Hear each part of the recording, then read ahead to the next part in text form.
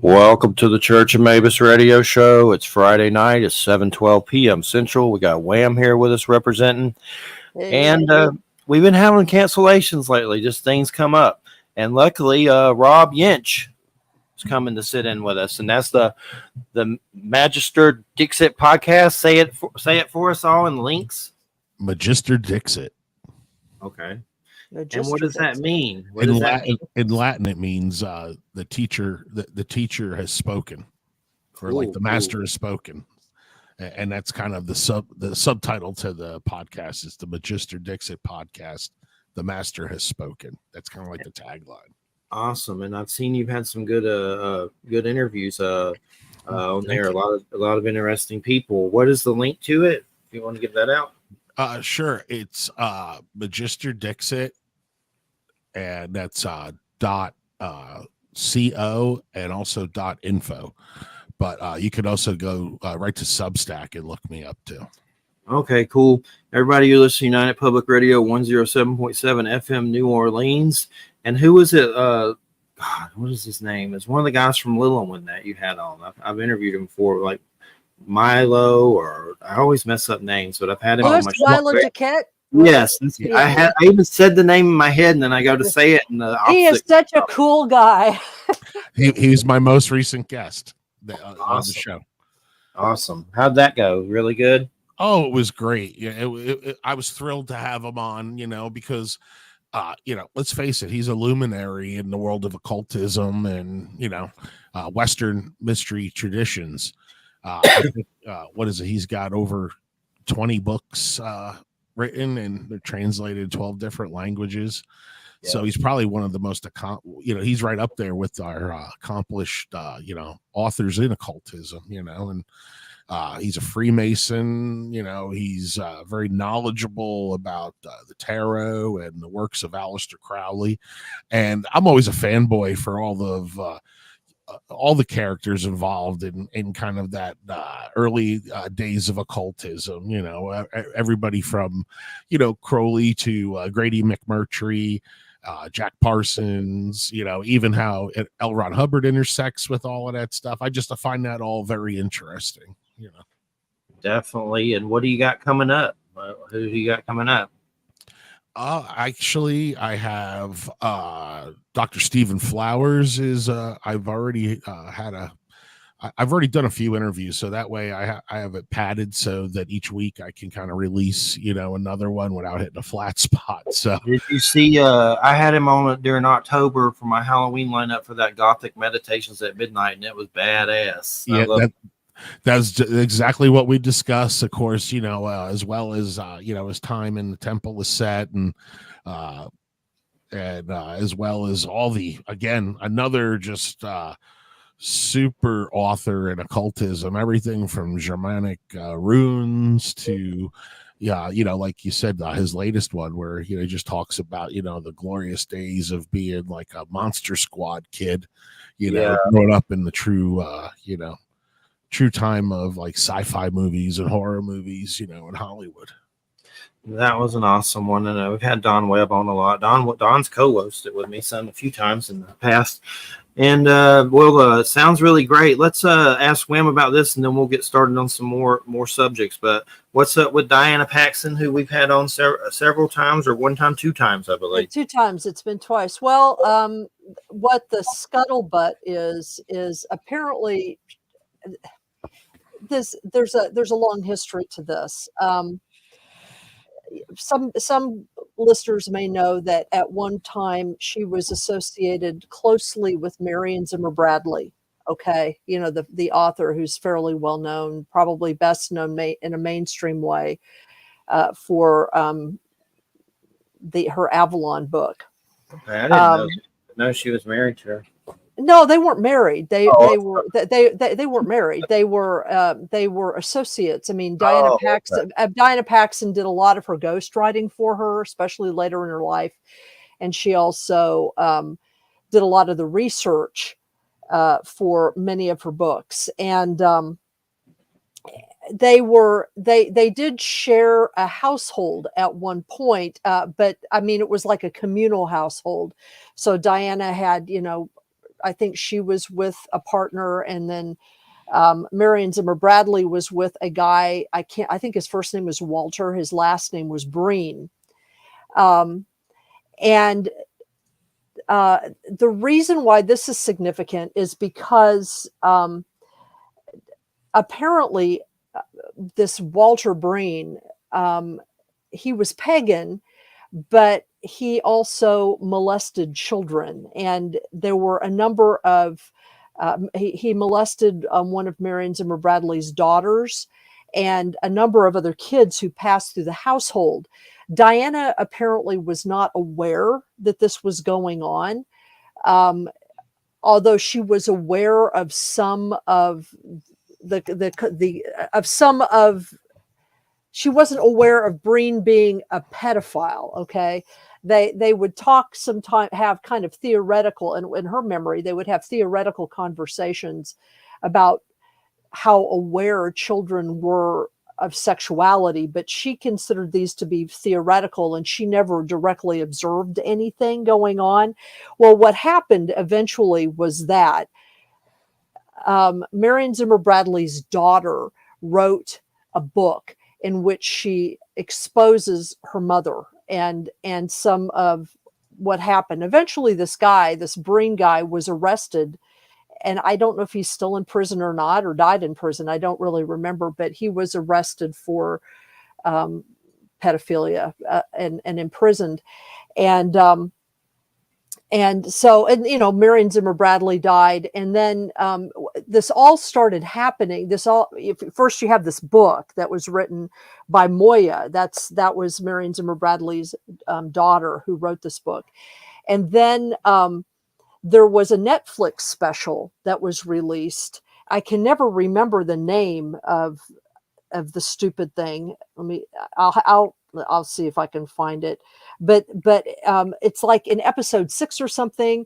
It's about different religious groups, kind of alternative religious groups, and within it, there's one episode in which Diana Paxson is interviewed, and the interviewer asks her about some of these allegations, about some of these things, whether she knew that some of these things happened.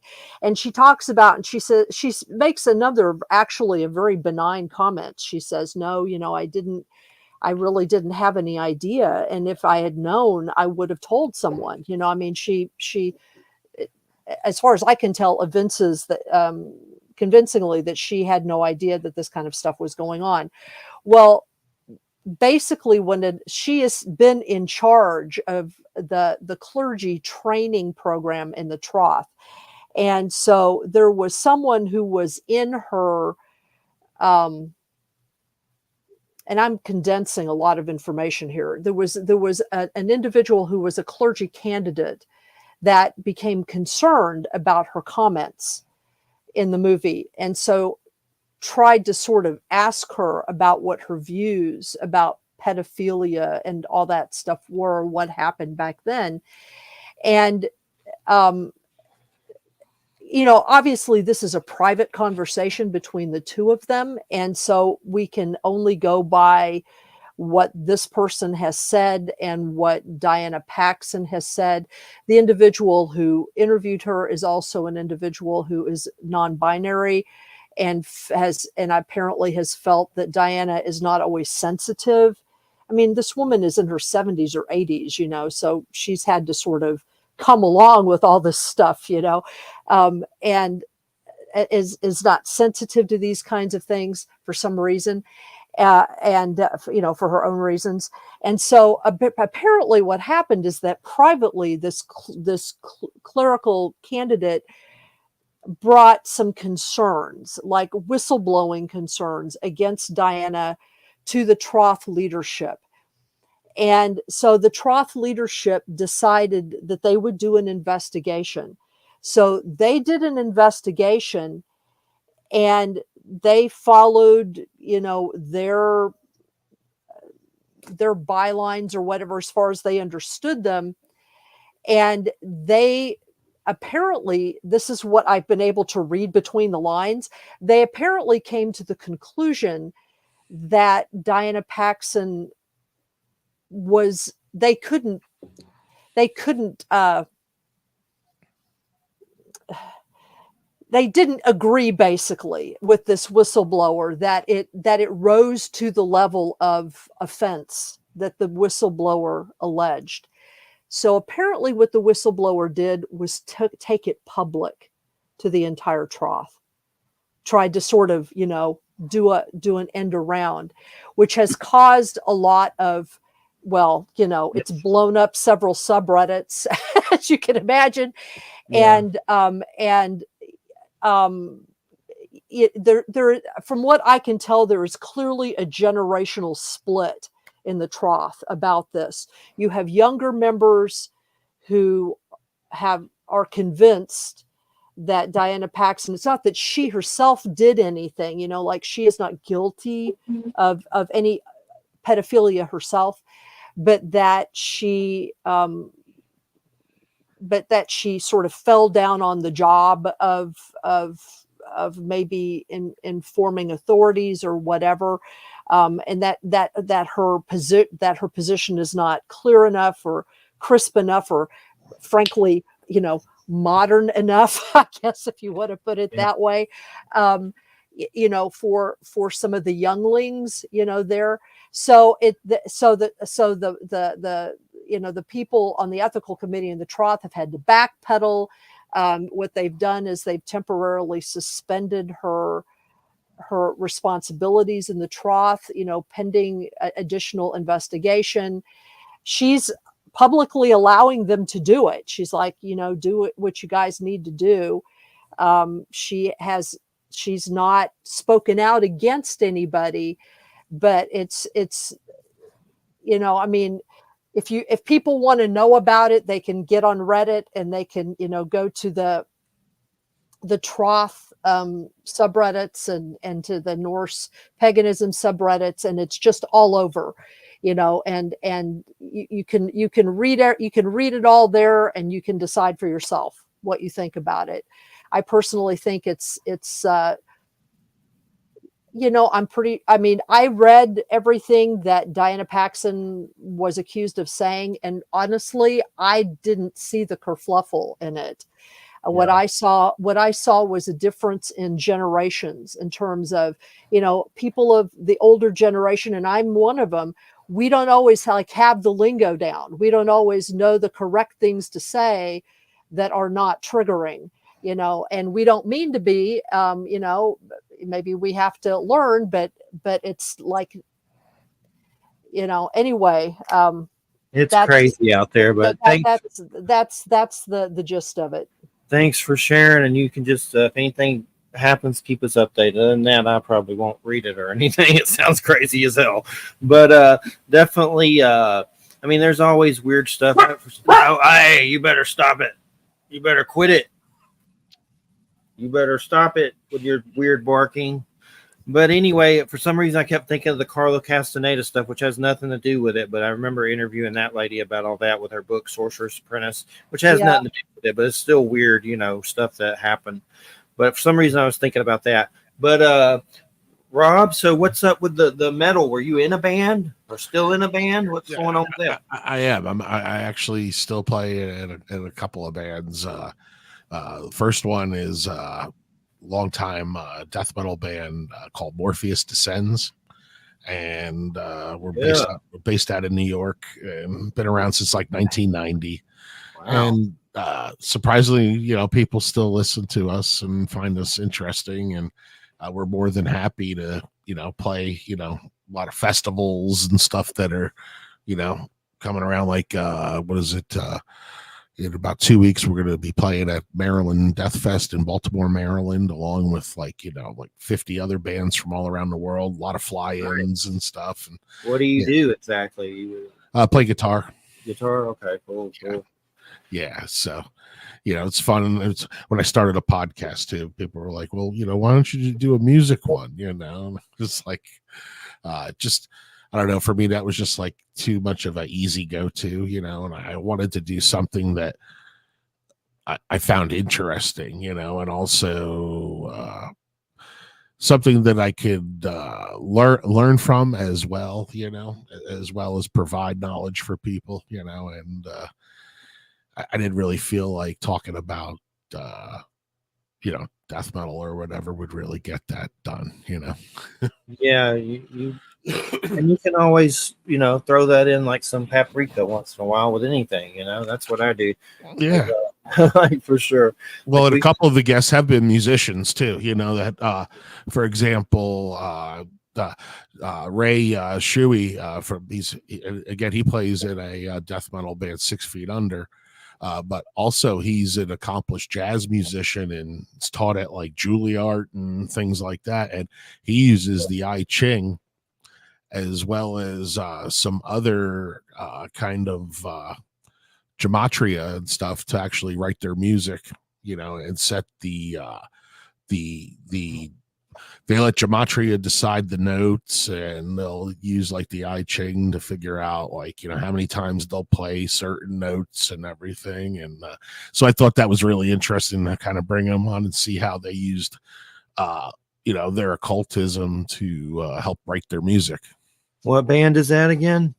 The name of the band, the musician is Ray Shuey, and the band that he does that, it's an instrumental prog duo called Gematria.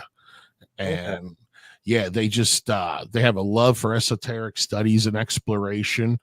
And he's a very accomplished guitar player, 25 years, diverse background. But like I said, they like to use elements of gematria and Kabbalistic numerical systems, like the I Ching and sacred geometry, to generate the rhythmic and melodic ideas for their band. And it's really like technical kind of prog stuff, but very interesting how had them on, discuss how they write their music, Unconquered Sun. Does that sound familiar? Is that them? Yes, it is. Yes. I'm just trying to find it for later and save it. Yeah, sure. Absolutely. You better stop that barking. And then another musician that I've had on was, I believe, Blake Carrera, and that was episode 11. And Blake is in like a stoner kind of psychedelic occult doom band named AWAS. So that got my attention right away, and, discussing with him how his influence of Blavatsky and Crowley and Carroll, how he uses that to kind of create the landscape of sonic sounds that, kind of drives their band, Spell that one again, that one you just said. AWAS, it's AIWASS, and that was Crowley's Holy Guardian.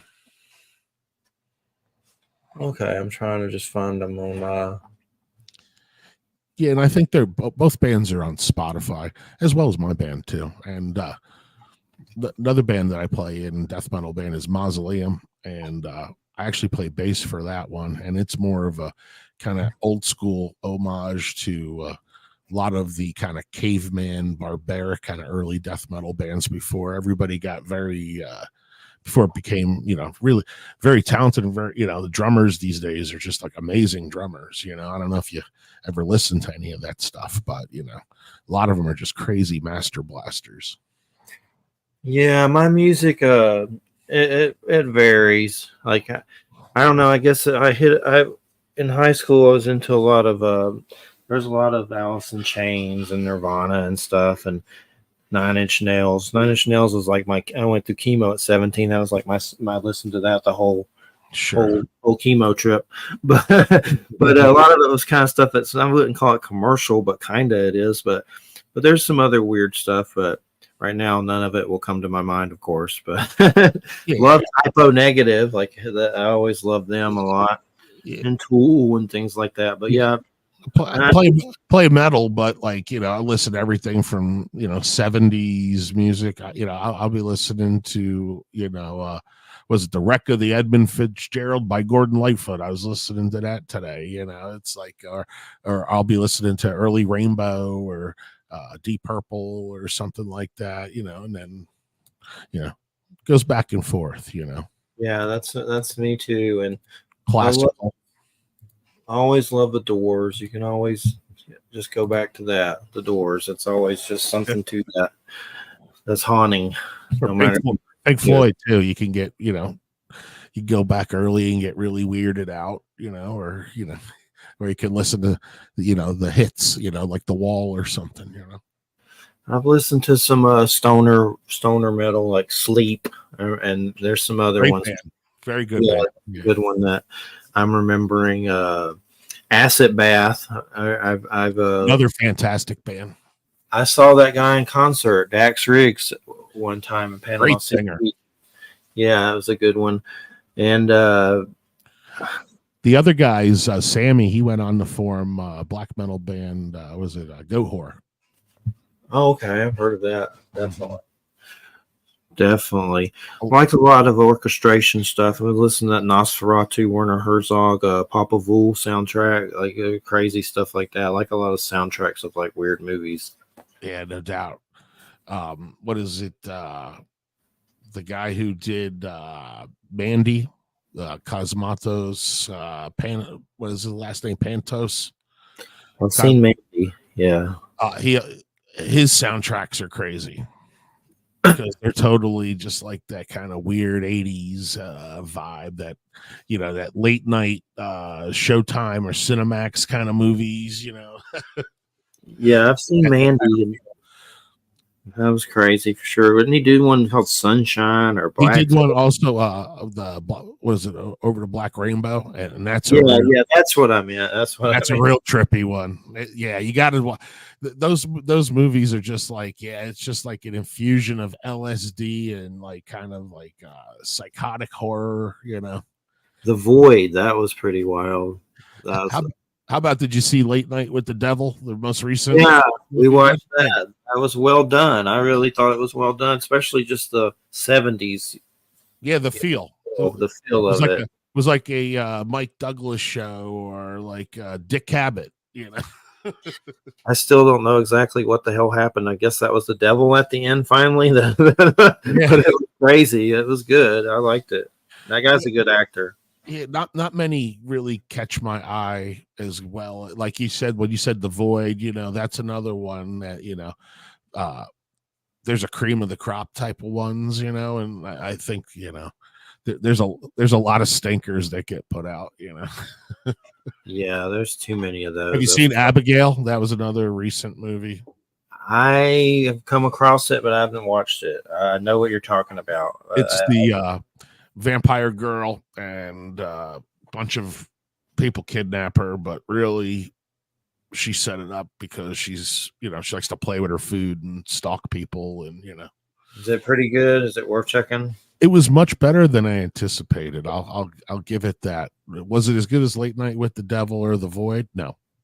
But it was a good watch. I didn't feel like I lost an hour and a half of my life or anything, I saw some crappy news that Brian Fuller's dropping from that Friday the 13th prequel series on Peacock. I was looking forward to that, but he drops out of every damn thing. But Brian Fuller, but that was some crappy news I saw recently that sucked.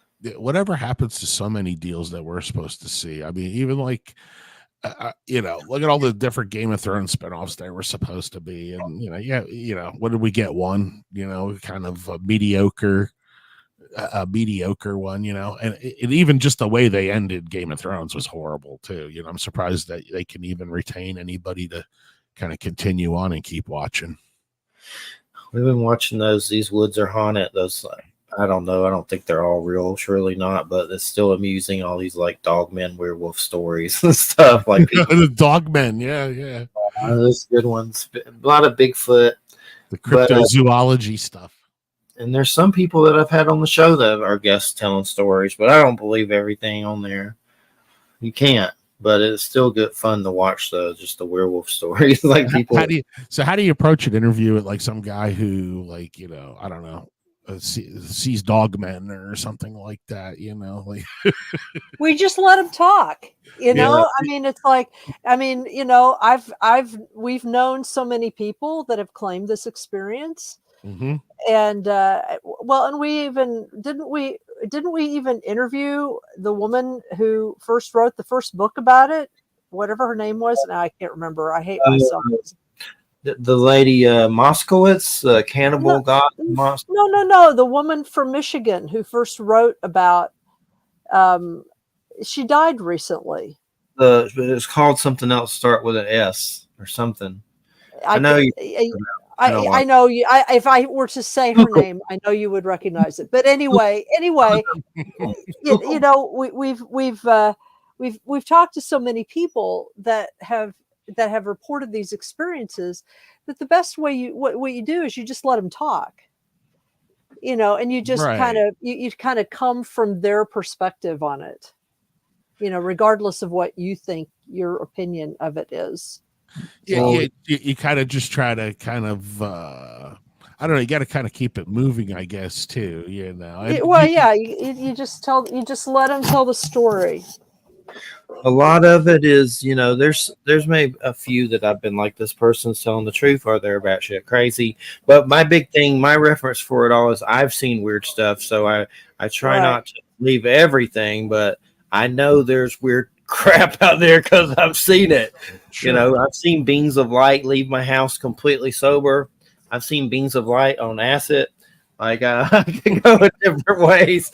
But some of my big ones, I've seen little cloaked beings in the woods with a black box, and a cat jumped towards them and they vanished. So I can't rule people's out, but a lot of them, you hear it and they sound truly like it affected them, and that's how you try to, you know, gauge it, I guess.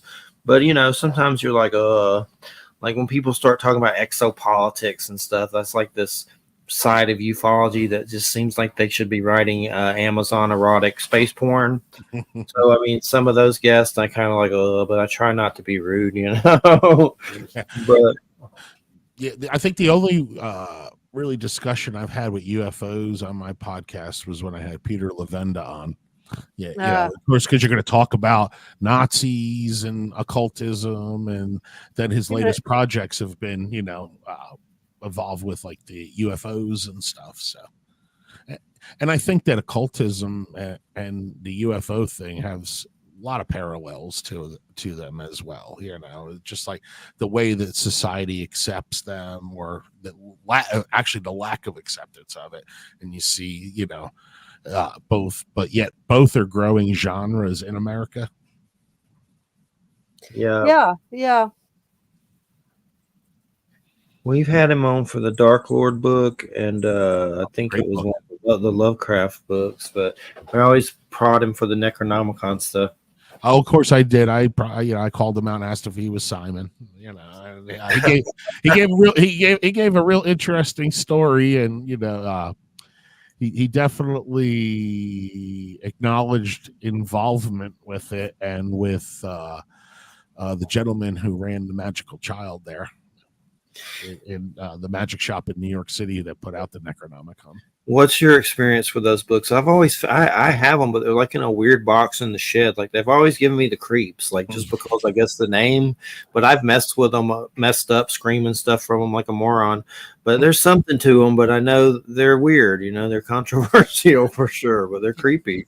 I've noticed, and I've seen people incorporate Necronomicon into their ceremonial magic or their left-hand path, you know, belief systems. But myself, I've never really found any kind of inner fascination with having to incorporate that. I think that's when that starts to spill over more into my love of fiction and horror movies and stuff like that, you know, and it'll be like, well, fuck it, why not, you know, Jason or Michael Myers too, or something, you know, and incorporate that in or something, because you know, now you're just getting into kind of like, you know, almost like the fantasy end of things that I enjoy, you know. And I've always I've been thinking lately, out of all the horror icons, and I love horror as well. I have a lot of Nosferatu and Vlad the Impaler. I collect like weird stuff of that, like figures and crazy stuff. But Jason seems like about the only horror character that you can be kind of sympathetic for. The rest seem kind of like narcissists, psychopaths. I mean, is there any that you can think of? Jason, you kind of feel sorry for her on the level because of what happened, was mentally challenged and yada, yada, yada. And not to say you're rooting for him or anything, maybe sometimes, but the other ones just seem pure. Like Chucky, he's just flat out crazy, and the Pinhead, you're just screwed no matter what with that one. And the guy who did the voice for Chucky passed away. Wait, Brad Dourif hasn't passed away yet, didn't he? I thought he passed away. No, I hope he was just he was on some of the newer stuff, but no, that's Brad Dourif. He's still kicking. Is Pretty he? sure. Okay, Yeah, there may be something else. I thought I read something not long ago about that. There may be someone else that you're thinking of because let me look. I'm looking him up, but no, he hasn't croaked. Okay. Not yet. Anyway, not yet. Well, I don't mean to Hey, are you psyched about the Nosferatu movie coming out from? Robert Eggert. Oh, definitely looking forward to that big time. I think that guy does really good movies. The Witch and Lighthouse and Northman, those are all really good compared to the crap that comes out there. He does a great job, so I'm looking forward to it. Yeah. I've heard rumor that there's a Doug Jones Nosferatu movie coming, but I haven't really seen much about that one. But I heard something about that somewhere. But things change so much with that. I also heard at one point that Brad Pitt's production company, I don't know the name of his production company, but they bought some 300 kind of like story that involves Vlad the Impaler that's historical, and they're working on that. But I haven't heard anything about that in years. So things change, but I'd love them to do a real Vlad the Impaler, like Braveheart kind of thing. I would love for them to seriously try to adapt the Brian Lumley Necroscope series of vampires into a series of movies, because those tales, I don't know if you've ever read any of the Brian. I have them, but I need to read them. Like they sent me some reprints of them lately, and I need to actually read them. But saw something with Samuel Jackson in that. Maybe they were thinking about it, but something about Samuel Jackson. Yeah, or no, Morgan Freeman. It was Morgan Freeman's production company bought I don't know, the rights to it or something like that. I think that was the story about that, but it seems like it always gets kicked around. There was a guy who was on that sci-fi channel, the makeup, the ones where they did the makeup, the sci-fi makeup and stuff, and he had purchased the options for the Necroscope movie. That's cool. I need to actually read them. I have them. I have and Brian Lumley did pass away. I can definitely confirm that recently or whatever. And that's my band Morpheus Descends. All of the lyrics are inspired by Necroscope. They're all Necroscope themed lyrics and stuff. I need to actually read those. They sent me the newest copies of the newer, they reprinted them from Tor. Yeah, great story. I need to check them out. It's hard. I have so many. That's good. Back in the I read a lot of Stephen King, and I know lately there's some old Stephen King I haven't read that I need to acquire, like Christine. I think I read Salem's Lot, but it's been a while. I'd like to read that again. I don't think I've ever read Tommy Knockers. There's some old ones I'd like to get a hold of. They keep holding back that remake of Salem's Lot that they did. It was supposed to be a theatrical release, and then it was going to come out on one of the movie channels or whatever. And now you just don't see it again. There's a Coyote Acme movie that they're coming out with. We need a good werewolf movie. We haven't had a good werewolf movie in a long time.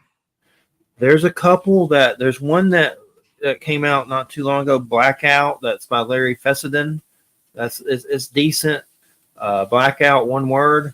It came out not too long ago.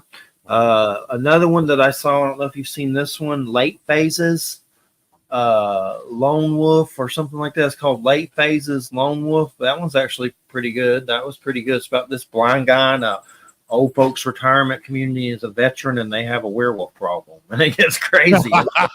It's actually good. Yeah, I like the old Paul Naschy movies, the werewolf ones where they have, witches and black masses. I have some of those on Blu-ray, and those are good. Those and Hammer. I really love Hammer, the old stuff. Hammer and all that good stuff. But definitely check out Late Phases and Blackout. I will for sure. Pretty good. I'm trying to think what I've been watching lately. Resident Alien, I need to catch up on the newest season. I like that a lot with Alan Tudyk, the gray alien from the comics. It's from some comics on Sci-Fi. That's actually really good. Worth checking out. Linda Hamilton's in it as like a government person, Men in Black kind of situation. And best part of it is Alan Tudyk for sure. He's the best part of it. Yeah, I have always time is such a commodity these days, with being in the bands and doing the podcast and stuff, and and just living ordinary life. So when I do sit down, I pretty much targeted about what I want to watch too, and it's like usually it's like catching up on stuff that I've been meaning to watch again, like movies from the 80s or the 90s or something like that, but we saw Repo Man recently again. See, that's what I mean. Yeah, like that's one. Yeah, that's on the wish list or the watch list. If that was on, I would stop and that would get my attention. And as far as looking forward to what movies are coming out, I don't know. It's been pretty dull as far as, I guess, because of the writer strike or whatever. It's just caused a really flat spot in the entertainment business right now. I saw I have a dog in here breathing heavy, so if anybody hears that, sometimes he gets weird things going on. But anywho, I saw Peter Jackson and Andy Serkis and all them are doing some more Lord of the Rings, so that's good. I always like those. Yeah, until I saw the title, and then I kind of got yeah, The Hunt for Gollum, and I was like, and my assistant at work, he's a huge Tolkien fan, and he's read way more than I have, and more recently also too. And we were talking about how much more I would just rather see the Mordor story and stuff like that. Let's go way back, man. Talk about like those times when there was dragons flying around and these big creatures and everything. It's like kind of those times are even more grandiose than the times of The Hobbit. Yeah, there's so much they can do. I like the Amazon series. I didn't hate on it or anything. It wasn't perfect or anything. I'm with you.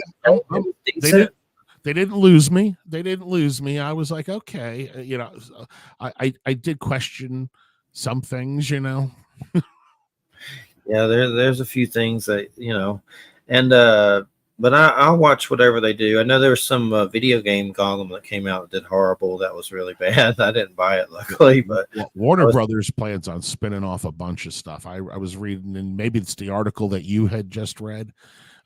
They're talking about, because you also have the War of was it Rohirrim or something like that. That's an animated one that's coming out in 2026. Yeah, I heard they're doing that. I love those animated ones. The Hobbit cartoon and then the Ralph Bakshi. Those are like the best. I first saw that Ralph Bakshi one on like psychedelics at a friend's house. How about his Fire and Ice? That's even better. Yeah, those are good. I like that too. There's some prequel comics to Fire and Ice that are, I forget who does them, but they've been coming out. Some like prequel comic books. Yeah, that's a great story. That's something I've had to tame myself on, as comic books. Like when I was a kid, I remember going up to my mom with the Thing in my hand and trying to beg for Spider-Man and stuff. And then at one point in my 20s, I had some comics and I got rid of them like an idiot and trading them for something, probably drugs or something. And anyway, a few years ago, I started back up. But let's just say right now, I'm having to stop. It's just it's like a crack habit. Like there's just too many. There's just too much stuff available. It's sensory overload. It's like you have a nervous breakdown just trying to keep up with it. Just like even the Nika figures that Nika puts out. That's how I have to stop. I'm like, I have to unsubscribe from the emails coming to me because it's too much. Yeah. I love everything, and you go to the site, you're like, next thing you know, you're making a list of shit. I did, yeah. I was trying to do the Universal Monsters, Nikas, just those. I can't even keep up with those. Now they have the whole Frankenstein scene. You can get like the bed and like all the all the contraptions that they use to animate Frankenstein. I got the Nosferatu, and there is a London After Midnight that's a must grab that they're doing with that. But I saw a depressing. I brought this up before. A depressing thing about one of the Ramones and Rob Zombie. One of the Ramones was like croaking, like before he died, he was like trying to collect stuff up to the day he croaked, like a poster or something. But it depressed Rob Zombie so bad he stopped collecting. And like I'm sure maybe he does something, but according to that article, he stopped because it's like just the reality that you're not taking this shit with you. Yeah. And I'm someone that struggles financially, so that's something I have to tell myself. You're not taking. That's really cool, but it ain't coming with you. Yeah, and I'm with you with that. And having I've parted with pretty much 90% of my comic collection over the years. Just because, again, I don't know, when I kick the bucket, what would they probably do? Throw it in a dumpster or set it outside for somebody, because nobody knows. Nobody gives a shit what that stuff is, like the rest of the, That's probably what we shuffled off in the dumpster. So because you get rewarded for being an avid collector of vinyl, whether it was records or comic books or trading cards, like if you collected it, then you should have the benefit of selling it and making those rewards. I mean, sometimes parting with that stuff sucks, and we don't part with everything, but I get what you're saying. You can't keep everything either. Yeah. There's one comic stuff that I'm keeping up with that I'm making sure that I do, that Robert Kirkman that did The Walking Dead and stuff. He's doing a whole universe with Hasbro that has G.I. Joes, Transformers, and some new thing called Void Rivals. And I played with that stuff when I was a kid, but I'm not like a fanatic about it. But now that I'm reading that, I'm like, I really love that stuff. But they just did a Cobra Commander 5-issue series about the origins of Cobra Commander. And he lives in like the underground with like serpent people and like some Cobra Shangri-La type weird city. And he's like trying to cause terrorist acts and rebellion. And I mean, it's crazy because there's serpent people that he's meeting with. He's human in it, but disfigured. But it's crazy, but it's really good. I hope they turn that into like movies and stuff. But it has Transformers, G.I. Joe, and then some new thing Kirkman's doing called Void Rivals, and it's all in the same, like they're interacting, like some crazy stuff. They have all the Zartan and the Dreadnoks and all those in it, and Gators, and like it's crazy. And the Transformers actually kill people, like they splatted a pilot and just like it's violent. It's not super violent, but not what you're used to. I think Hollywood's tanked the comic book genre there for a while. Just. Oversaturation. I think they just it got too easy for them to just make everything from a comic book, Yeah. And as a result, we've had a real lack of independent films, or films that studios are willing to take chances on. Because why are they going to take a chance on your shitty independent movie? It's only going to get so many people when they can, put, $40 million into Iron Man 17 or something. Yeah, it's like those Transformers movies. I've seen a couple of them, but they're terrible. I don't like them at all. I don't know what I'm looking at. Like when they start unfolding and shit, it's like I rub my eyes. I'm like, what did I just see? It's just like something happened, but like I can't tell what the hell happened. I always go to Westerns. That's my favorite. Old ones. You can find some new ones. There's Butcher's Crossing with Nick Cage. That's pretty decent. Did some other one too, but there's actually some good ones if you really dig for Westerns. Yeah, absolutely. I love all the old Westerns for sure, and the old World War II movies too. Definitely. What are some old World War II movies that? Eagle Has Landed, or Kelly's Heroes, or what is it, Dirty Dozen?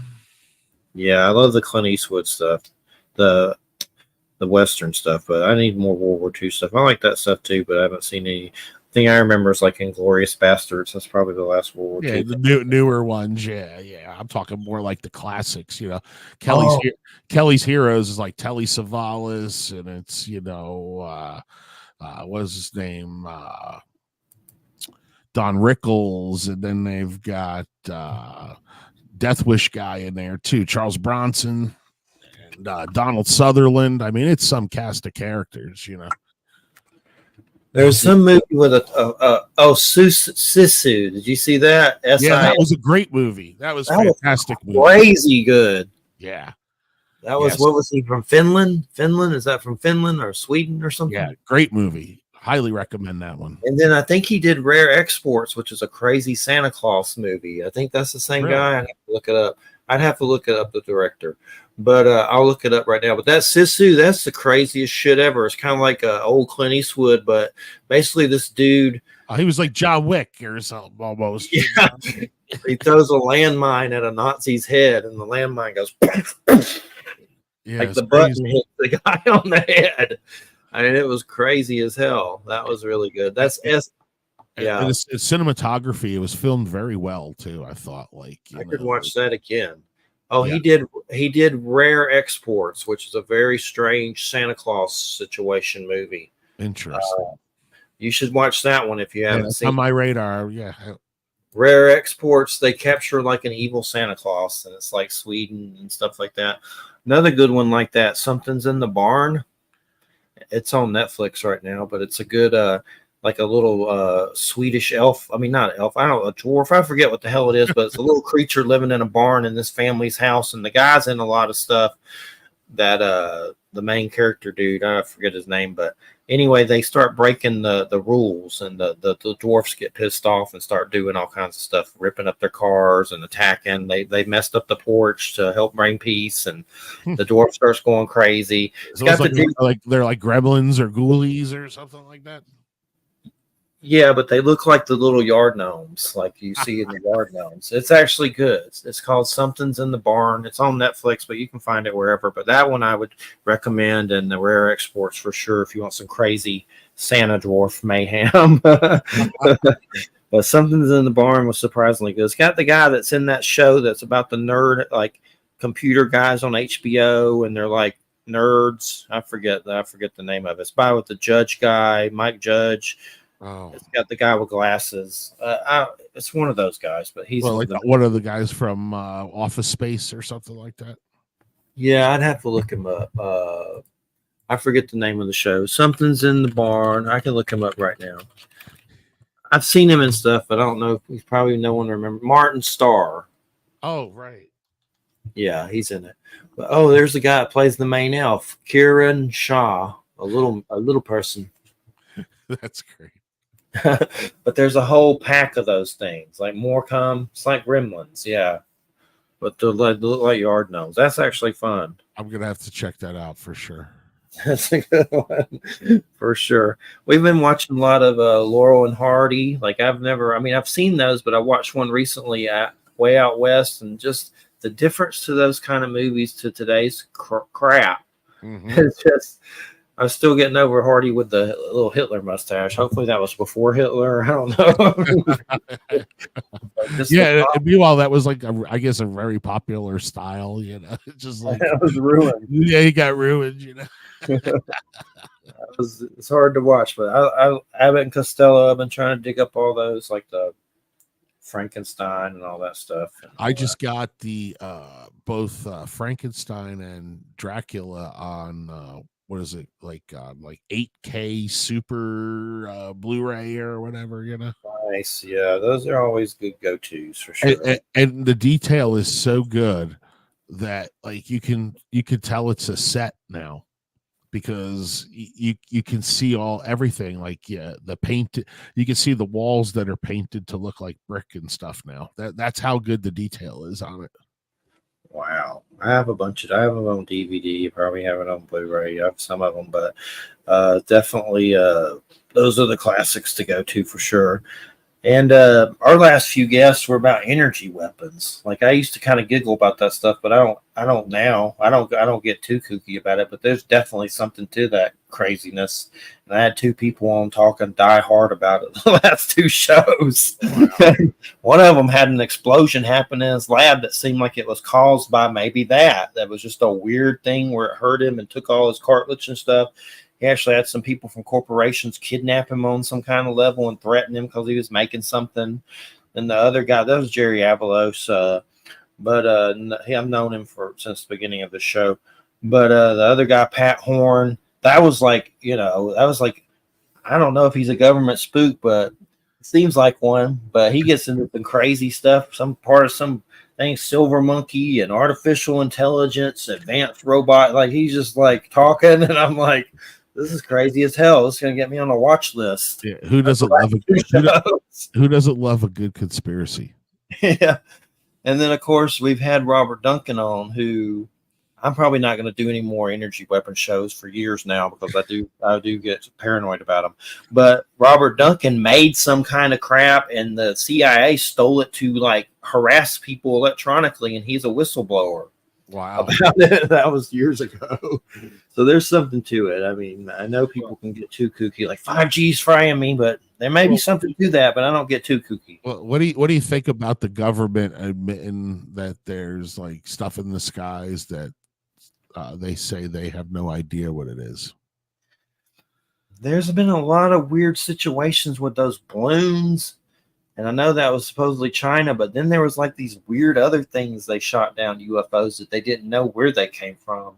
Like that was going on for a while recently, like in the last year or so. That was really weird. Like, and then I know they caught China doing something with a satellite in Hawaii, bouncing lasers off Hawaii. That was like on local news. Yeah. It's interesting that you have to almost wonder, like, why when the government goes, oh yeah, they're for real, like you almost got to take with a grain of salt, anytime the government tells you anything like that. You talk about somebody who's denied it since Roswell, and now they're like, oh, we have a whistleblower, we're gonna have him speak to Congress and everything. And I don't know so much that what they're seeing in the skies there is from another planet as much as hypersonic drones or something like that either we're doing or the Chinese or the Russians are doing. Well, that's you had all the congressional hearings, which those seem kind of weird, but I mean, that was a weird situation, and people were definitely saying weird stuff about crash retrievals and alien bodies. And then you have the Pentagon. Show us, right? That's all they got to do is just show you. Yeah, and they never do. And then, of course, the Pentagon's released stuff that's weird.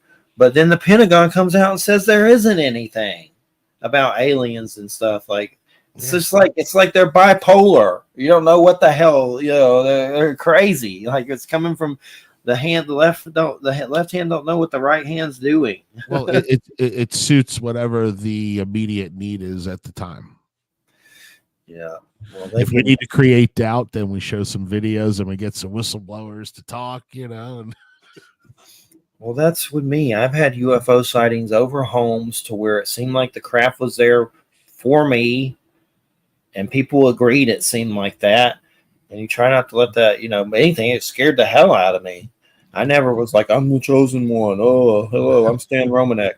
But let's not get into that, the pedo stuff. But anyway, with Stan Romanek. But anyway, I mean, the situation is I have PTSD from stuff like that. And you see these scientists like that Neil Donald and stuff. And I like that guy. He seems cool, but he says dumb stuff about aliens that I don't like. And I'm like, dude, I've seen them. I've had them parked over my house with witnesses. We had a guy on here, Robert Earl White, that had a pyramid craft blow up in his backyard, and he's on some of the involved with those hearings. And his mom was threatened by men in black. And his mom died. He spent his whole life trying to bring the story to the public. So you have all these stories, and you just have idiots that just like slap us in the face, pretty much, spit on it. Anytime you get somebody like even that Neil Tyson DeGrasse guy or whatever, he acts like he knows it all. No, we don't. We don't know it all. we could look in the Webb telescope tomorrow and see shit that totally contradicts what we've believed for the last 50 years, you know. So like he comes off like pontificating, like, oh, you silly mortals, like you know, it's this way and it can only be this way. And you know, which brings up another topic about another good conspiracy is what are your feelings about people thinking that the lunar landings were a hoax and that America never went to the moon? We didn't have the technology. We still don't have the technology today. We haven't been back in 60 years. You know, I see all kinds of stuff like that at Before It's News, different things, and I think we went, but I have seen some weird stuff that makes you go, you know. Yeah, absolutely. There's definitely things there that make you exactly like ponder. Wouldn't put anything like past what's going on here. Like what am I seeing? Like when they're in the capsule and they have the camera all the way back to the wall and they're faking the distance to with the planet Earth or whatever, and then the outtake is all of a sudden you see they take like all the paper that was covered in the windows down. It was like a setup shot, you know. And all the footage is lost, all the data is lost, all the trajectory data for the lunar modules is all missing, all deleted, it's gone. Let's ask the truth sayer herself, Wham. Did we go to the moon, Wham?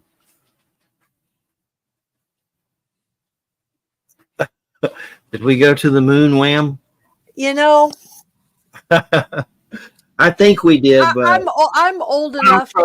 I'm old enough to remember when it was supposed to have happened. You know, like we were, because it happened. You know, the first time they were supposed to have landed.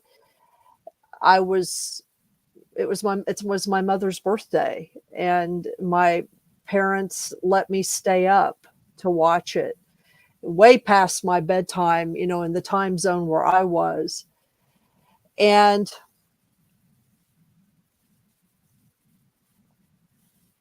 I tend to think that we probably did. And part of the reason for that is because of,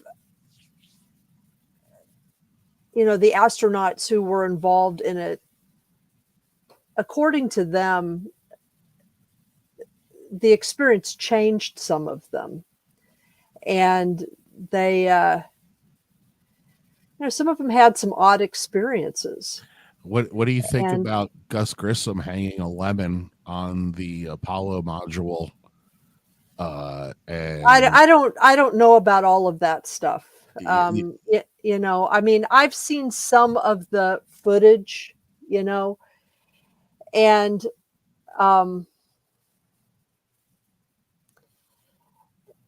you know, I've heard, for example, that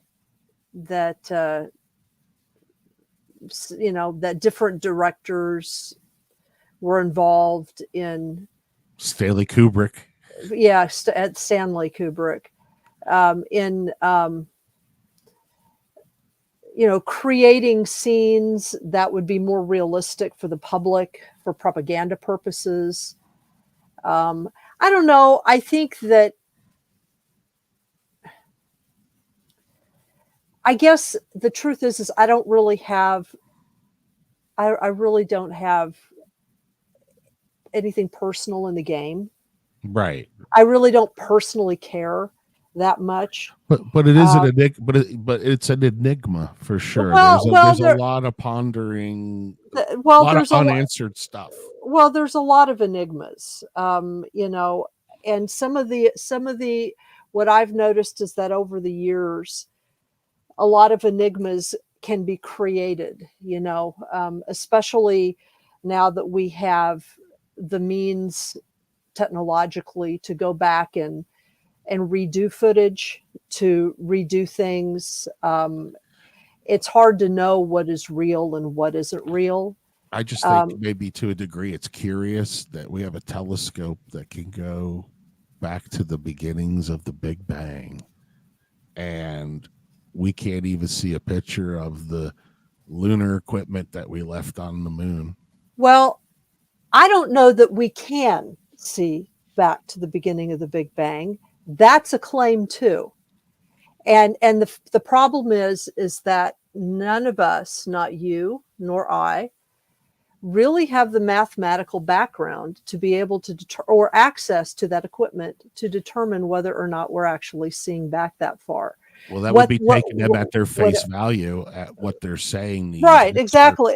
All I'm saying is that, I guess it's just a matter of what, it's like all the stuff that surrounds 9/11 and all the stuff that surrounds JFK. Mm-hmm. And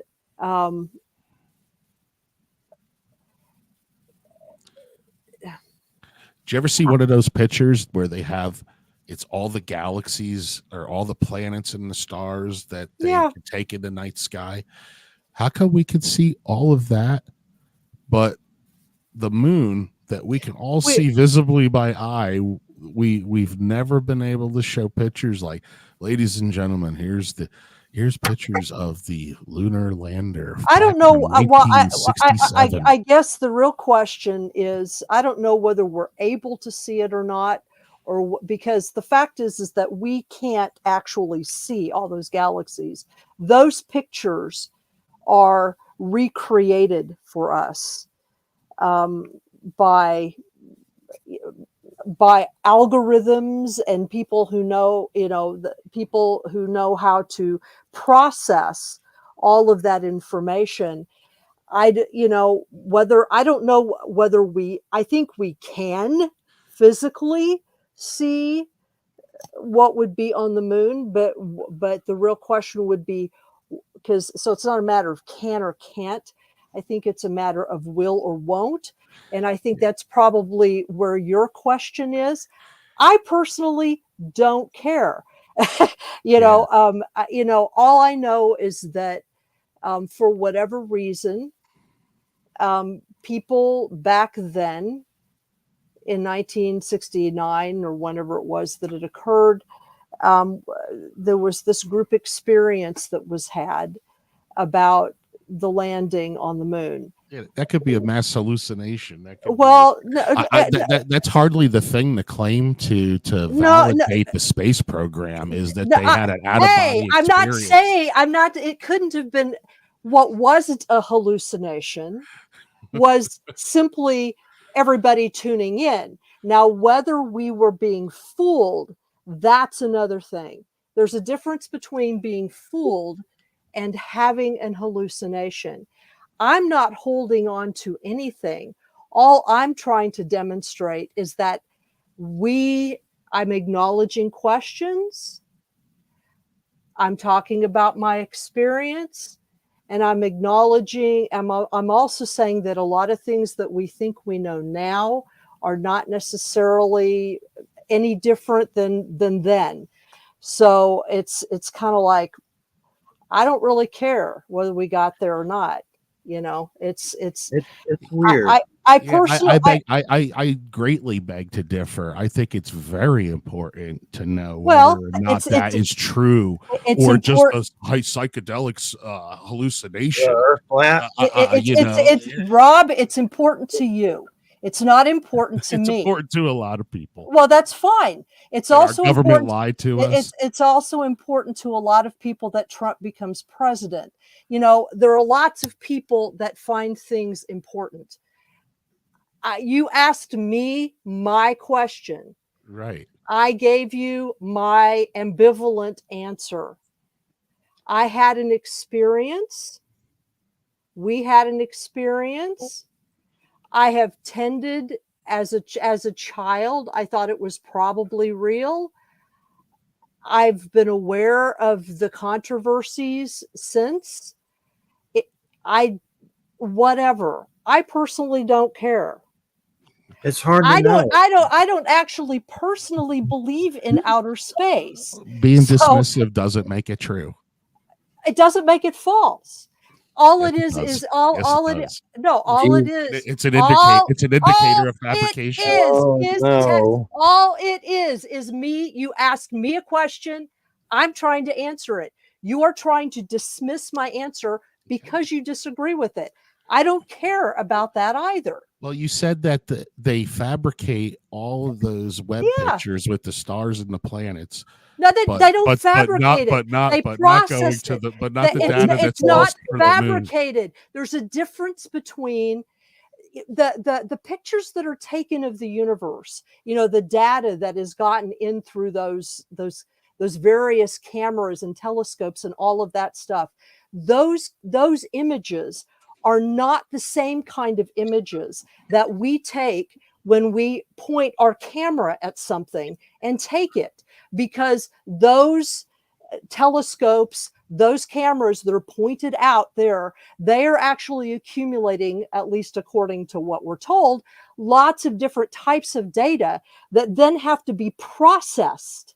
There's a difference between processing and fabricating. When we used to take photos before instant digital crap, that stuff had to be processed too. All right. So there was always a question, even with regular photography, as to whether or not you were actually capturing anything or how that could be changed by processing. That's different than fabricating. Fabricating is when you're actually making up out of whole cloth images without any necessary reference to data.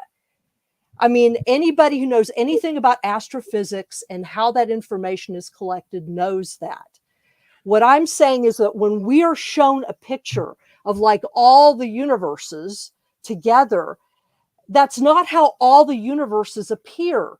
Those pictures have been processed so that we can see something at all. What is the telescope that you're talking about that can see the Big Bang? CERN or like Lucifer? Like Well, no, it's not any one telescope.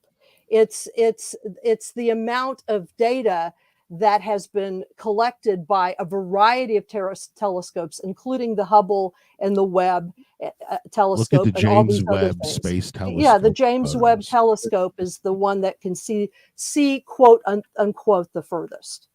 I know we have Steve Snyder coming on, and he's doing a whole book about Stanley Kubrick, and I've seen some pretty weird stuff with that and the moon stuff. But I mean, I don't know. There was something where supposedly he says something or something. I don't really freaking know. I don't remember. Right, but right. and I mean, I have no idea. I see the moon every time I see it. I've seen it with a telescope. It seems like it's there. Have we been there? I don't know. It seems like there's crazy shit flying around it all the time. Like I'll see weird stuff up there. Like NASA claims the Webb Space Telescope goes 41 light years from Earth. Mm-hmm. Is the Earth flat, Rob? No. I figured you didn't believe that. No, well, I don't believe the Earth is flat either. I don't either. I mean, well, ancient Egyptians knew that it wasn't flat. So I mean, that's. There are some people online that get batshit crazy thinking the Earth's flat. That's all I know. And they're all over the globe. Like, what's that mean? Yeah, they're all over the globe. It's true. We appreciate heated moon talk. We appreciate that. No, the debates are just debates. The moon always reminds me of an Alabama tick I saw on a dog once. That was one of those like big, gross ones. An Alabama tick. You know how they get when they get really gross. I love a good, healthy debate. It's when people choose to make things personal and not debate the subjects, and that's not what we did at all. We totally debate the subjects, and it was passionate, very passionate. Yeah, absolutely. Yeah. But Rob, have you had anything paranormal ever happen to you at all?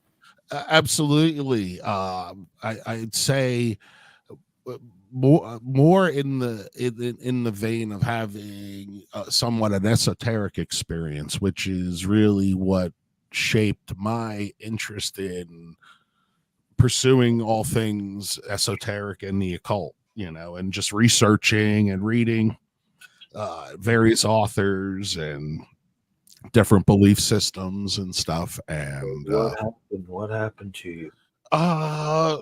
in a way, it was just like a kind of I found myself in somewhat of a kind of meditational type trance, and there was a lot of colors and stuff, and I knew it wasn't a dream because I could see physical things that were still in the room, and it was kind of like this bright light, and I found myself I found myself hearing a voice or being given the impression, did I want to see more, or was I do you want to continue? And immediately I was like, without hesitation, I was like, yes. And after that, it was just kind of, I felt like, I don't know, like I had this spiritual experience or this type of epiphany, and I realized that there was definitely something greater than myself out there or whatever, and I found myself finding all of that stuff very interesting, whether it's the paranormal or UFOs or magic or other tribal things or voodoo or things like that. I always like to, I'm very interested in the mechanics of how all that works and what it's founded on. Were you tripping balls? Because it sounds like possibly. Maybe. No, I wasn't, and that's and that's what made it even. Like if I had smoked way too much dabs or something like that, then I'd be like, yeah, but no, it was like it was almost like a lucid dream kind of feeling, Cool. But I could still see like the it wasn't in my mind, because I could still see like the old red digital clocks, that would flash, you see like 11:11 in your time and everything, like the digital quartz ones, like I could still see that, like, while this was going on. Cool. Mine seems to be mostly from trauma. So we just did a show recently about that with the Casalises. I always mess up their name. Bill, he was on. His wife was sick at the point, but they're doing a PTSD trauma related to paranormal experiences and stuff like that. The after effects and how trauma causes things like that. But mine was the testicular cancer. Lost one at 17, and then had to go through chemo, and then my dad died. It was just too much at one time, and then it turned into reading about the occult and anything I could get my hands on with drugs, and just that combination seemed to bring on a lot of phenomenon on a lot of different levels with witnesses. Even seemed like one time I said a prayer to find interviews for the show and I was having trouble. Next thing you know, I saw a UFO and screaming to my family, and they came out and saw it. And it was like these red fireflies in the heavens. They were like energy. I don't know what the heck they were, but it seemed like they knew we saw them. And then next thing you know, I'm on the phone with Stanton Friedman and interviewing Nick Pope and all these people that I never thought, I would ever interview from UFOs that are in like documentaries and stuff. So it seemed like aliens gave me a hookup. So that's why I think it's about, doing these shows and the show you do and stuff. It's about raising consciousness. And I've even interviewed Jeffrey Mishlove. That's a good one. Roots of Consciousness. He's a great guy.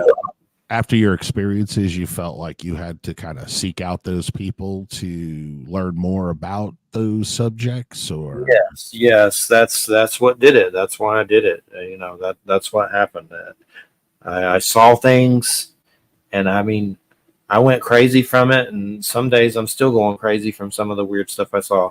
But I sought out people to talk about it, and that helped. That was healing in itself to talk to other people about it. And that was helpful. Still don't know exactly what the hell happened, but something happened, and other people have had it happen to them, so that helps.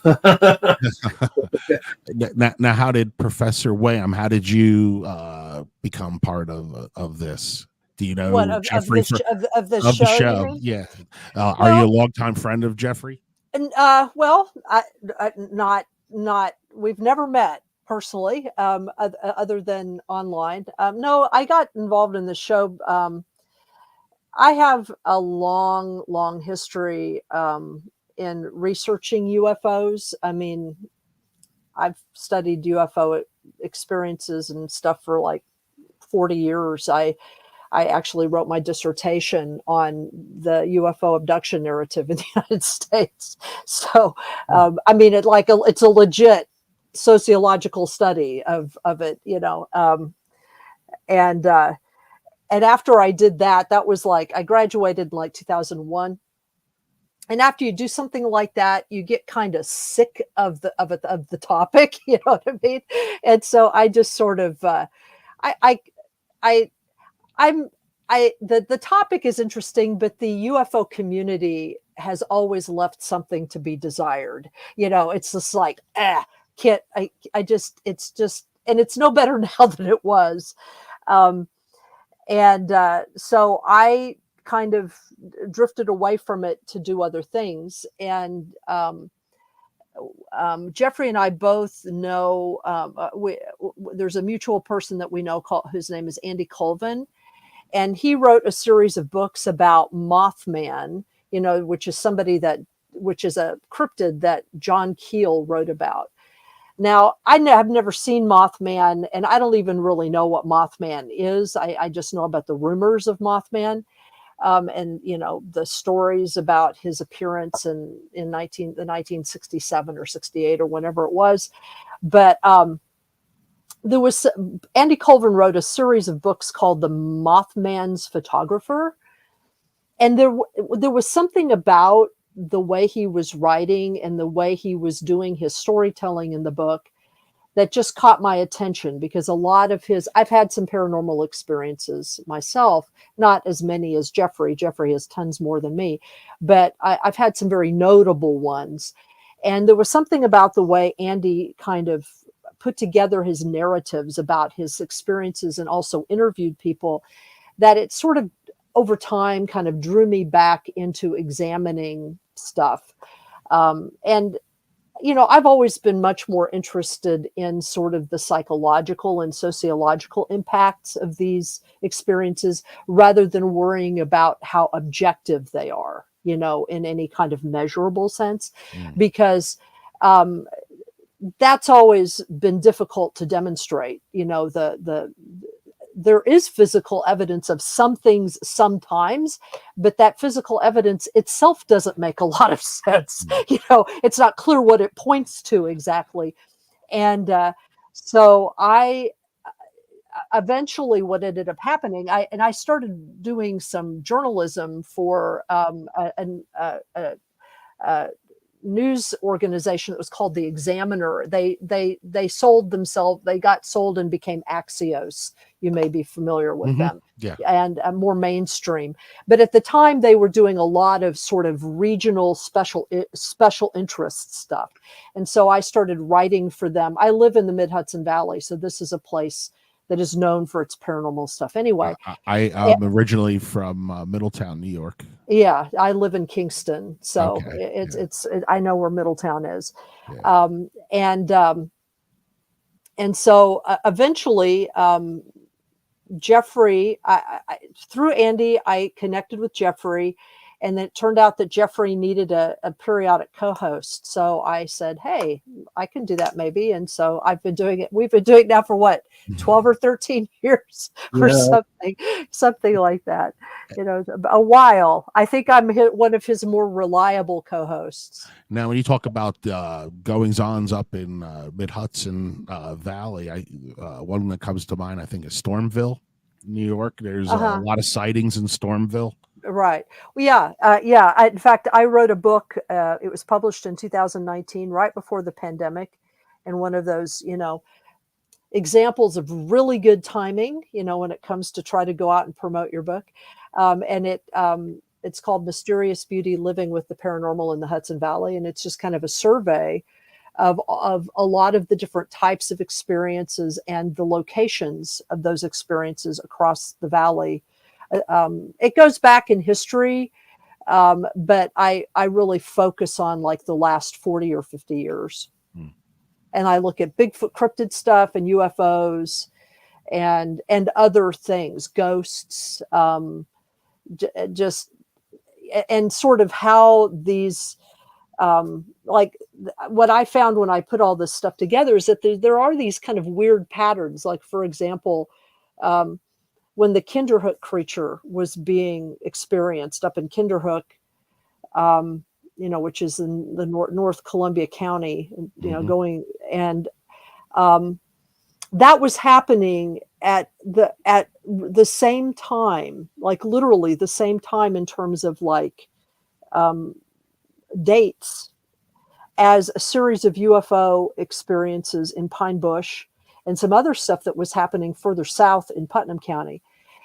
But of course, nobody correlated any of these things, that they were all happening at the same time. And then what'll happen is there'll be a pause and then stuff will move.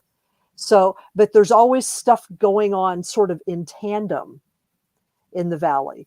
It's very odd. Because that's what John Keel was always talked about. He was like, yeah, there are these patterns to these things, but in order to see them, you would have to be able, he was one of the first people to think of, you'd have to put them into a computer, to kind of see what the mega patterns were. Because there are patterns, but whether or not they are patterns that would make sense to us, I think he saw them more like weather, that they would be more like weather patterns, cyclical in kind of the large way. I think he, towards the end of his life, he started to really see them as mechanisms or expressions of something that was natural to the earth in some way, which to me is an interesting idea. Now, what that means, I have no idea. But anyway, so I've always been more interested in like the impact of these experiences on people rather than trying to prove whether or not they, what you thought you experienced was objectively that, because a person's beliefs and expectations and just their context it will at least affect how they interpret what they see, so.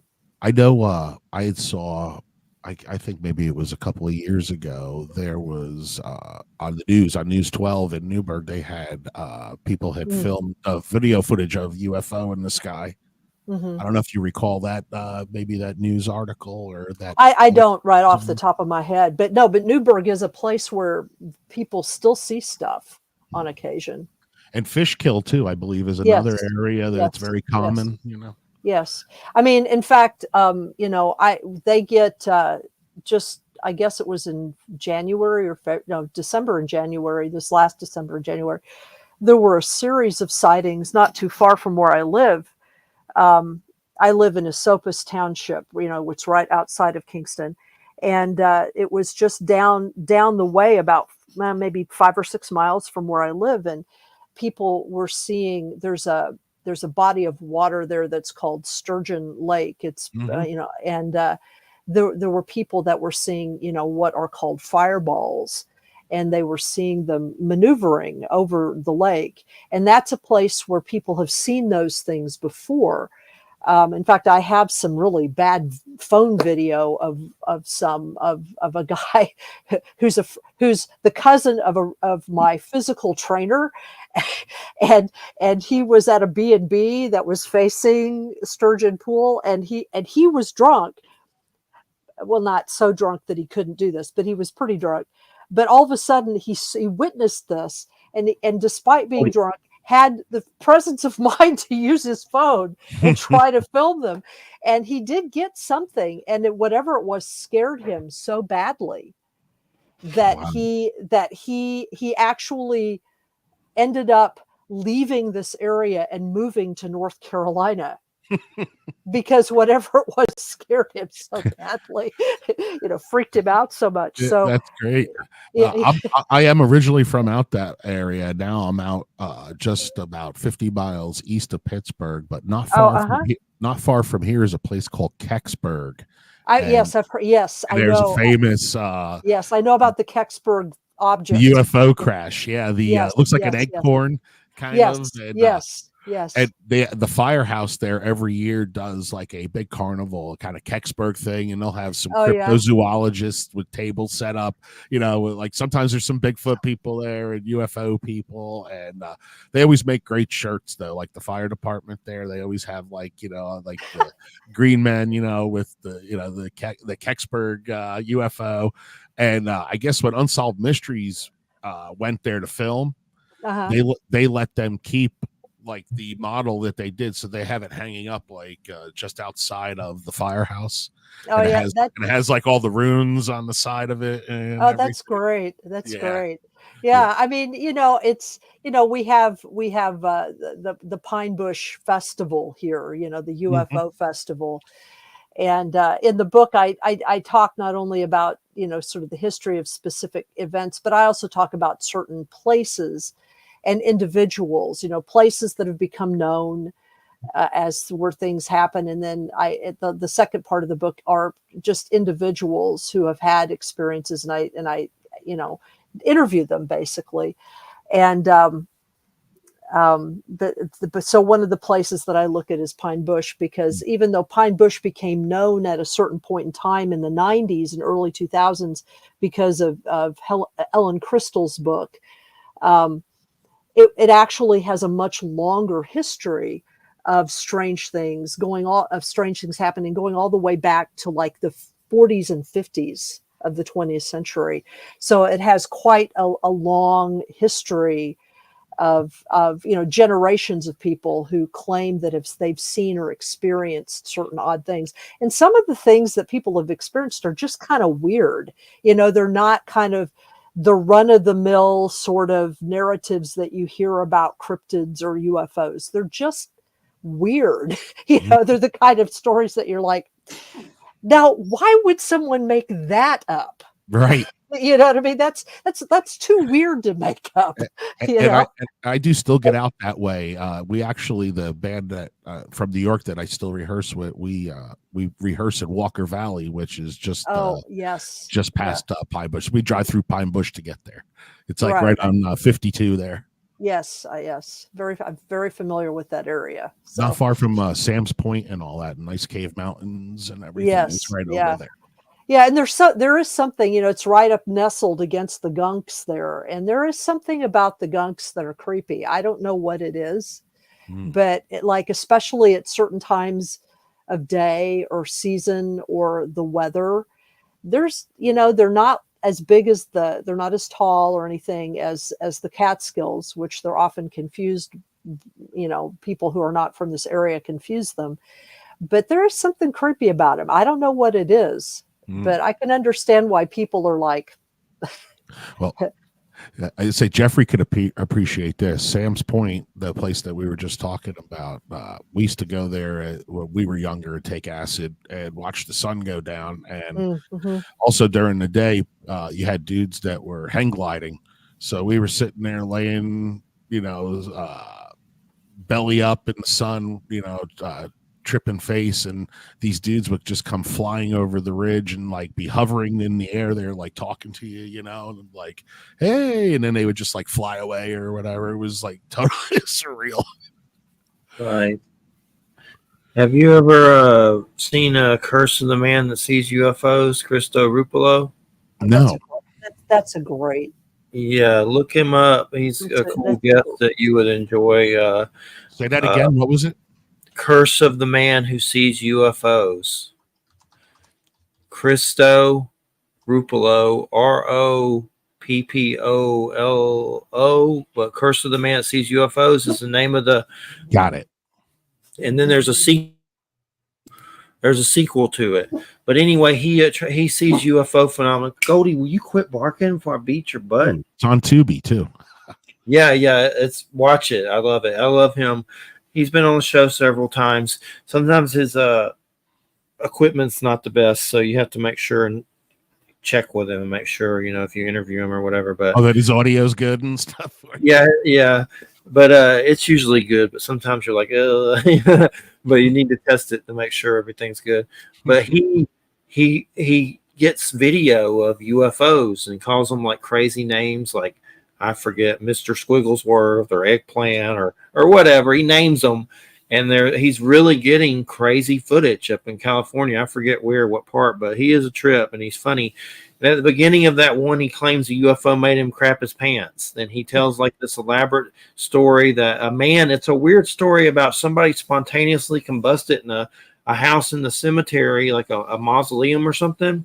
But during that time, something came and the UFO did something and it made him crap his pants. And he's dead serious about it. But you're like, is this guy out of his mind? But he's hilarious. Like definitely check it out. What about Bob Lazar?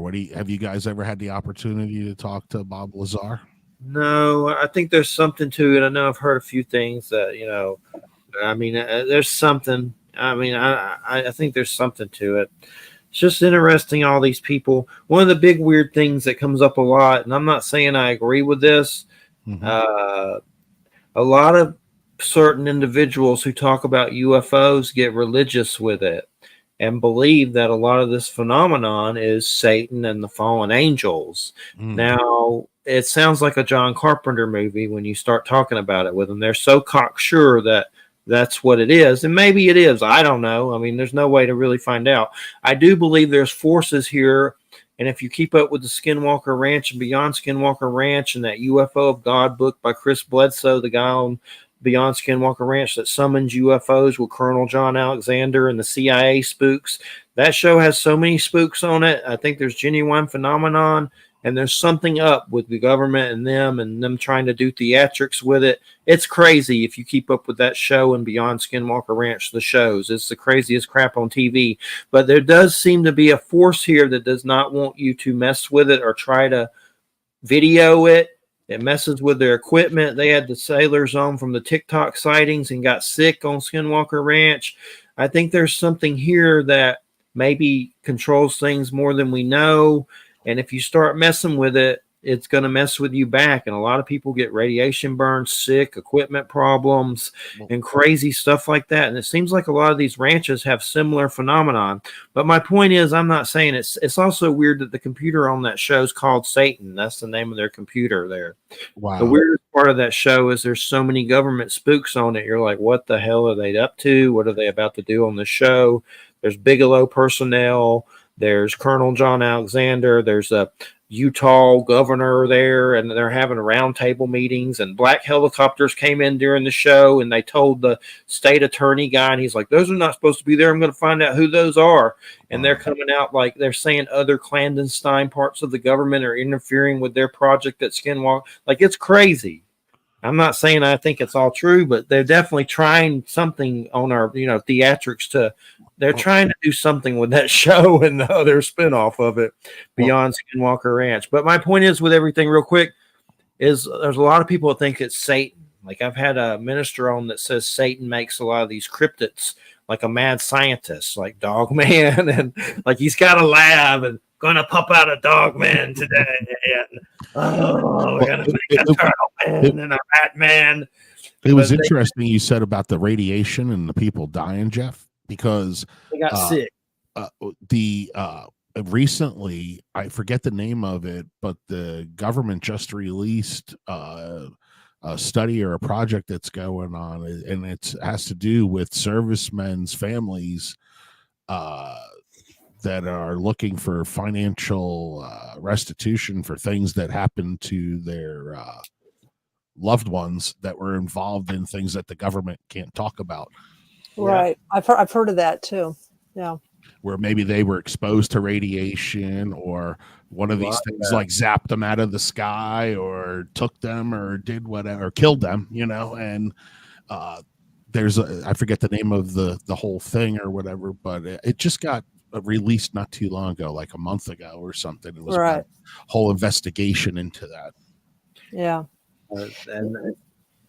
Yeah, I mean, that's kind of that's another thing that John Keel and actually, Jacques Vallée have alluded to, is that what makes it confusing is that you have there is or are phenomena, or the phenomenon, if you want to put it that way, or the phenomena, however you want to put it. There is something.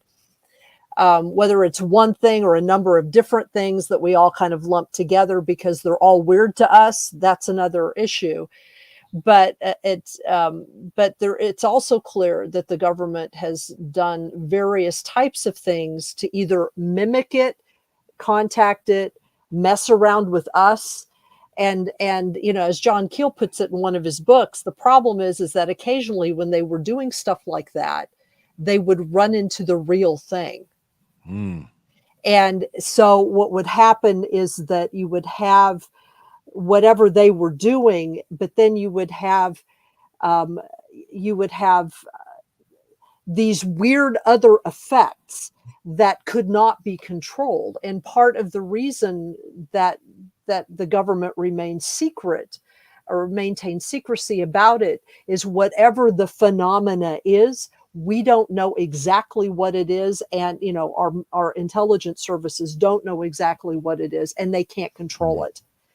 And so that the secret thing is that the secret that they're keeping is that they know there's something, but they can't control it, and yeah, definitely. How could we think obviously they would be a far superior intellect and technology than us. How we think we could control somebody like that, it's much like us coming to the New World in the 15th century, and being able to easily control those people.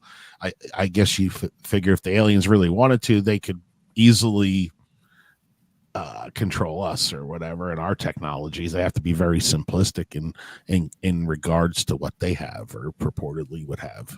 Well, right. Well, and like I said, I think that it's probable that there's actually several different possible things, whatever that means, going on. Or, it's like I was trying to explain it to a friend of mine who's been writing me these huge, massive letters about all of these different types of experiences that she's had in her life. And none of her experiences are unusual. If they are to her, but if you know about the history of occultism, and you know about the history of spiritualism, and you know about the history of visions, and you know about the history of paranormal stuff, you've heard variations of this before. You know what I mean? Mm-hmm. It's just that it's unusual to her, all of these things. And one of the things that I was explaining to her is that if you go back, for example, to pre-modern ideas in the Middle East and Northern Africa about that category of being that in Arabic are called the jinni. And when they describe the jinni and all the different ways in which the jinni can manifest, it's not really that different. In fact, in many ways, it's almost identical. A lot of the same language is used to describe how the different nations and tribes of the jinni will appear to different people at different times. And they will appear as animal beings, or they will appear as, plasma clouds. I mean, they don't call them plasma clouds, but, fire, certain types of fire, things like that. And I said, but in those traditions, they differentiate between those categories of beings and like ghosts or other things like that. But they say, like in pre-Islamic Arabic lore, they say human beings confuse all these things because they're all kind of invisible to us normally. So we all tend to put them in the same category and think that they're the same thing. And they're not necessarily. It's just that all of these different categories of being or experience or consciousness or worlds, or however you want to put it, are beyond our immediate sensory range. So we tend to think of them as all being kind of the same. And a lot of ancient traditions were very specific about how they weren't. And I think that there's a wisdom in that. I think that the world of consciousness is much more complicated and intricate and maybe interesting than we tend to think. you know. Well, we know that there's things out there that we can't see with our own eyes or hear Right. with our own ears, but they exist. So, Exactly. Who's to say that that's not where they exist, or Exactly. that they're interdimensional, or fifth dimensional beings or something like that, where they don't look at time in a linear fashion or anything, maybe they don't even, what we consider time and everything may be just, not even a concept to them. The way that they, Right. the way that they travel, whether it be through interdimensional travel or if, like you said, they're already here and you just tune into the right frequencies and now you're able to see that stuff. Yeah, and now you're able to see them. I mean, to me, it's like it's not beyond the realm of possibility at all. If we think of something like whatever Bigfoot is, if see, it's Bigfoot, it's like, what, that doesn't tell me anything. Whatever Bigfoot is, there are reports of people having experiences with these beings that we call Bigfoot, where they experience really weird physical effects that seem very akin to things like ultrasound or subsound, sound below the frequency of hearing, but it still affects you, that kind of thing. And now we know that regular animals that we know about every day, like elephants, for example. That's one of the ways in which elephant groups actually communicate across land, is they have the ability to make these deep rumbles that travel through the ground that alert other elephant troops, miles and miles away. They can hear this. We can't hear it. It's below our level of hearing. There are animals like the electric eel that can produce electric shocks. There's this little tiny insect no, it's not insect, it's a shrimp. That's what it is. It looks like an insect to me, but it is a shrimp, and it produces.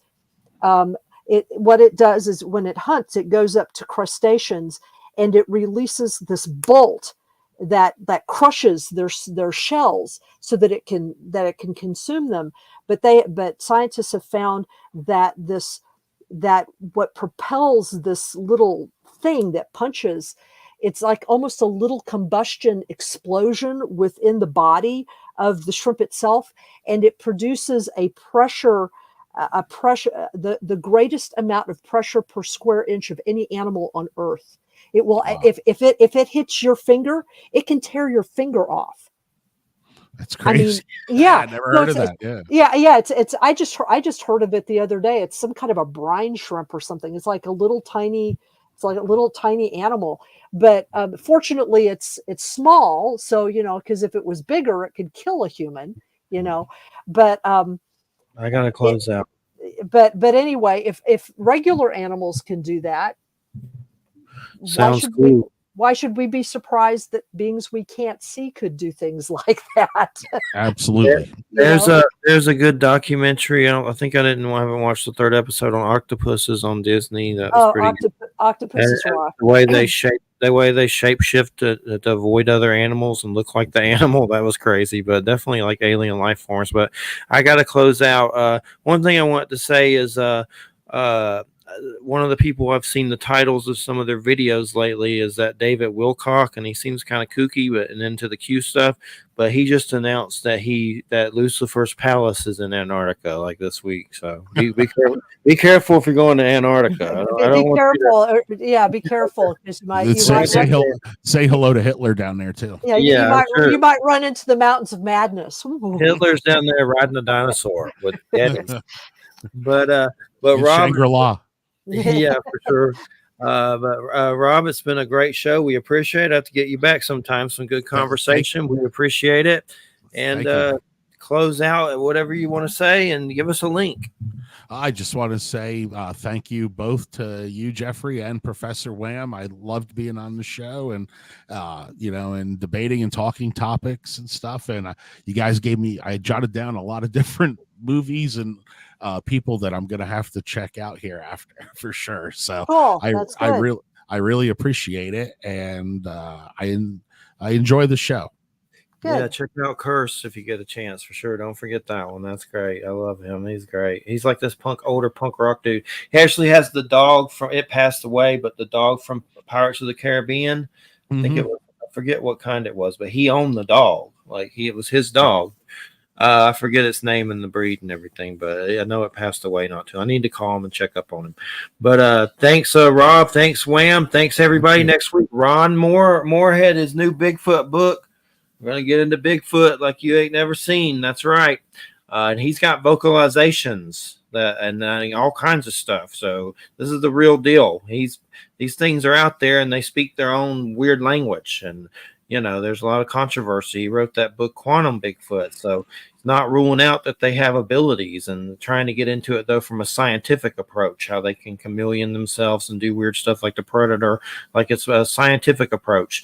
But we appreciate it, everybody. Have a good weekend. Thanks, Rob. Thanks, Wham. Take care, everybody. Bye-bye. Bye-bye.